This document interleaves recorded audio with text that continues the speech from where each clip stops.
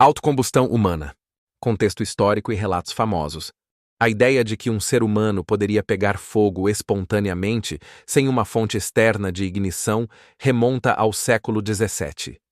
O termo autocombustão humana foi usado pela primeira vez em 1746 pelo acadêmico Paul Hawley, relatando o caso da condessa italiana Cornélia Zangari Bandi, encontrada completamente carbonizada, com móveis intactos à sua volta. Casos semelhantes apareceram ao longo dos séculos, como o da escritora Jeanne Safin, em 1982, cuja morte foi inicialmente interpretada como autocombustão. Outro caso emblemático é o de Mary Reeser, que em 1951 foi encontrada carbonizada em sua residência, sem que móveis próximos tenham sido queimados. Em 1951, também surgiram relatos populares, como o do caso Rooney, em 1885, com consequências similares. Charles Dickens reforçou a curiosidade pública sobre o tema ao incluir a autocombustão no romance Bleak House, fundamentando-se em relatos médicos da época. Em casos notórios, entre os casos mais citados podemos destacar Cornélia Zangari Bandi, 1731. Corpo reduzido a cinzas em seu quarto, com pertences intactos. Mary Reeser, 1951. Corpo incinerado com base restrita e cadeira queimada, apontando efeito pavio. Jeanne Safin, 1982. Relatos de chamas aparentemente irrompendo de seu corpo. Michael Faherty, 2010. Um caso moderno no qual um coroner irlandês considerou a autocombustão como causa, apesar da falta de explicações contundentes, ceticismo científico e explicações alternativas. Alguns pesquisadores sugeriram teorias alternativas especulativas, como acúmulo de acetona corporal, que poderia, teoricamente, gerar combustão interna.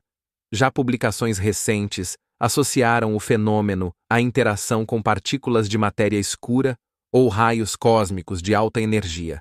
Ideias que ainda são mais especulativas do que plausíveis. Outra tentativa de explicação é o chamado efeito pavio, wick effect. Roupas absorvem gordura corporal derretida, funcionando como pavio. Com uma ignição externa discreta, como um cigarro, o corpo pode se incendiar de dentro para fora, deixando o ambiente quase intacto. Estudos também demonstram que corpos humanos contêm água em grande proporção, o que torna a ignição espontânea extremamente improvável sem fonte externa de calor. As pessoas simplesmente incendeiam-se. Elas podem estar relaxadas, sentadas ou deitadas, e um segundo depois se transformar inesperadamente em chamas. Labaredas de fogo azul explodem de seus corpos, como se fosse a chama de um bico de gás, e logo há a carbonização de todo o corpo, ou até só ficarem os ossos calcinados. Em alguns casos, algumas partes do corpo, como pernas ou braços, não são atingidas. Em 2010, na Irlanda, foi encontrado um homem carbonizado, em sua própria casa, sentado numa poltrona junto à lareira. Entretanto, os médicos legistas definiram que a causa da combustão não foi absolutamente o fogo da lareira. Sinais de combustão foram encontrados somente debaixo e em cima do corpo da vítima. Os demais objetos não foram atingidos pelo fogo, como jornais no braço da poltrona ou, por exemplo, chinelos, que não foram danificados de modo algum. Há séculos, a autocombustão provoca inúmeras discussões e teorias, inclusive religiosas. Os cientistas procuram causas químicas, quando na verdade deveriam buscar causas emocionais. São pessoas que possuem baixa autoestima com um grande senso de autodestruição. E na grande maioria dos casos há um fator comum: a obesidade. A telergia, energia biofísica, dirigida pelo inconsciente num propósito emocional de autodestruição, produz o fogo intenso de dentro para fora e a gordura humana auxilia como verdadeiro combustível. A tese da autocombustão humana tem fascinado por séculos, sustentada por casos intrigantes e descrições dramáticas. O fenômeno está marcado por mistério, sensacionalismo literário e poucas evidências científicas sólidas.